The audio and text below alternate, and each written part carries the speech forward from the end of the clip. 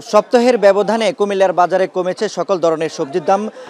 প্রতি কেজি সবজিতে আমরা দেখেছি যে 30 থেকে 40 টাকা কমেছে।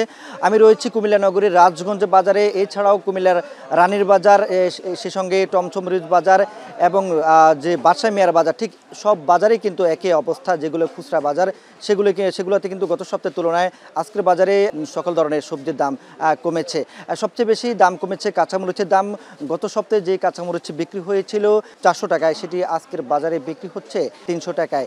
একই সঙ্গে কমেছে করলা, বরবটি, লাউ, সে সঙ্গে গাজর, সেটির দামও কিন্তু কমেছে। টমেটো বিক্রি হয়েছিল গত সপ্তাহে 220 টাকায়, সেটি কমে আজকের বাজারে বিক্রি হচ্ছে 180 টাকায়। সে সঙ্গে শসা বিক্রি হচ্ছে 80 থেকে 100 টাকা, যেটি গত সপ্তাহে বিক্রি হয়েছিল 120 টাকায়।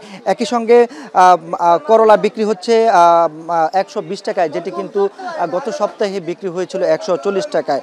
একই সঙ্গে আলুর ক্ষেত্র প্রায় 5 টাকা কমে আজকের বাজারে 60 টাকা বিক্রি হচ্ছে। সে সঙ্গে গাজর বিক্রি হচ্ছে 180 টাকা।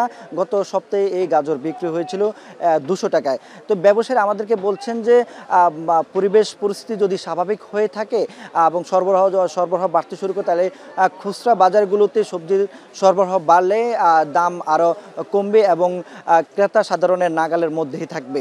তো এই ছিল কুমিল্লার বাজার থেকে সবজির দরদাম সম্পর্কে।